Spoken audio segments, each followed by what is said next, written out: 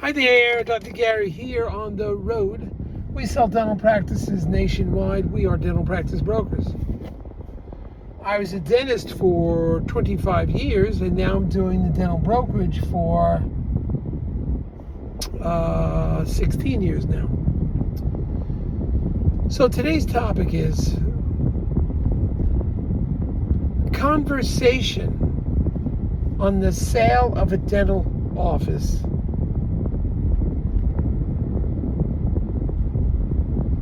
in the final negotiation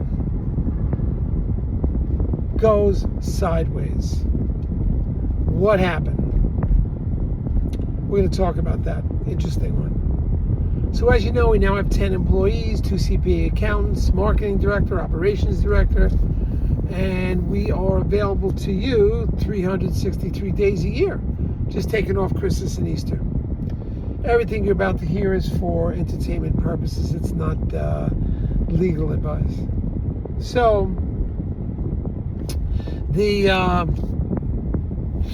if you have a larger practice, by the way, $1 million or more, 4 or 5 operatories, willing to stay on to work after closing, you might be a candidate for a DSO purchase, and they pay top dollar. So maybe something to think about. We know who the best ones are, and we can steer you in the right direction. Some of them had trouble, no question, but we can steer you in the right direction. So please give us a call, and I'll be happy to chat with you about that. And they'll often pay our commission, so you don't have anything to lose. Now, in addition, if we are representing you and your practice sells at closing for over $1 million, we're going to reimburse your legal fees at successful closing. And we're like the only ones to do that I know of. So call us on that. All right, what happened? It was a time that there was a lot of confusion going back and forth between getting the messages across between the seller and buyer of a dental office, and messages weren't, they were coming, but people were slow responding. It just wasn't going that well. So finally, the buyer and the seller and which we don't often do this, usually can handle it through attorneys, but the one attorney was very slow and kind of misinterpreted certain things. So the communication went back and forth quite a few times. Finally, the buyer and the seller got on the phone and tried to hash things out. Don't recommend this that often, and just occasionally, but sometimes it's necessary. All right. So they got on the phone and they had a great conversation for like 45 minutes, an hour. It was great. My understanding, it was not a conversation, but they ironed out a lot of details that I guess the attorneys under the circumstances weren't able to.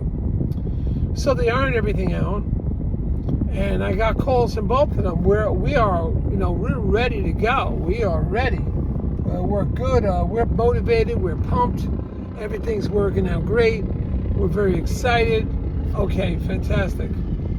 We discussed a lot. We settled. All right.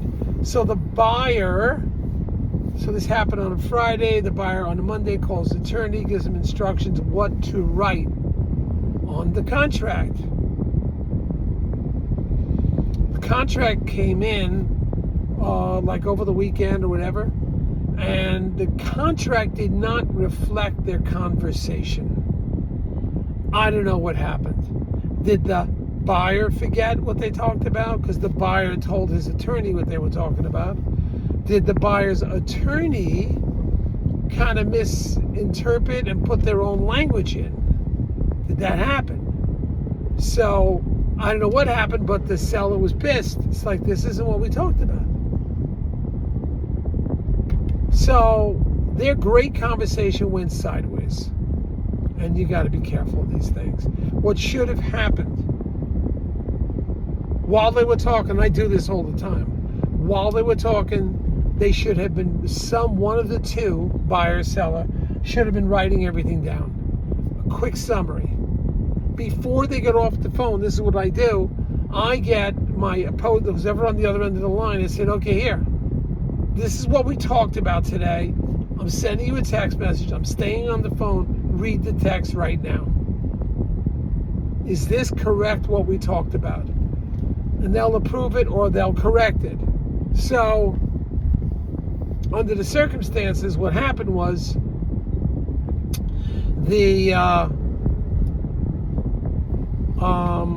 there was a miscommunication. It went sideways. So there was no record. There was a kind of a memory record, if you want to call, but it was never written down. Had it been written down, text back and forth while the buyer and seller are on the phone, it would have alleviated all the problems now, because the attorney would have seen it in black and white, not a verbal communication. Here it is in black and white. This was a discussion. Please look at it. Let me know what you think. That's what would have happened. It didn't happen, and now we have the problems. And I work on the weekends, so the seller's pissed.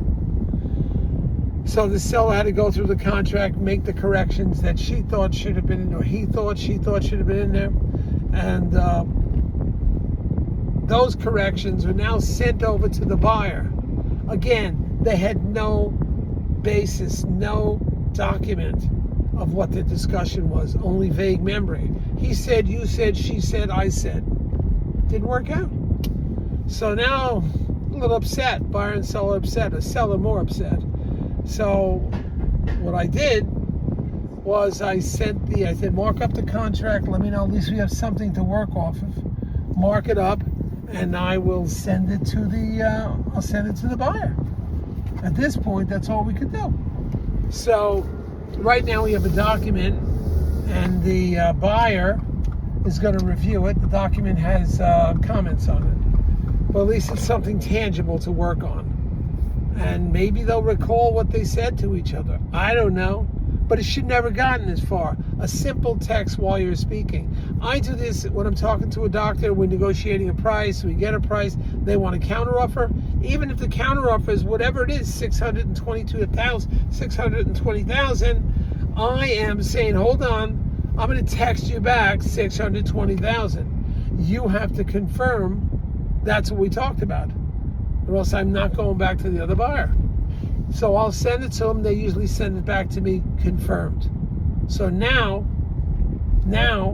I have something tangible, something in my hand I could work with, because I can't remember everything. I got all kinds of deals going on, and even though it's $620,000, no, you don't want to say. I'll just remember. So that's what I do. I write it, I send it, and you should be doing this. Any conversations you have with whoever you have, write it, send it, so everybody's on the same page. That is so important. I can't tell you. That's what you've got to do. You just got to do it and get it over with. All right, team. We hope this works out. We'll see. It's a big ticket item. So I'm not sure what will happen here.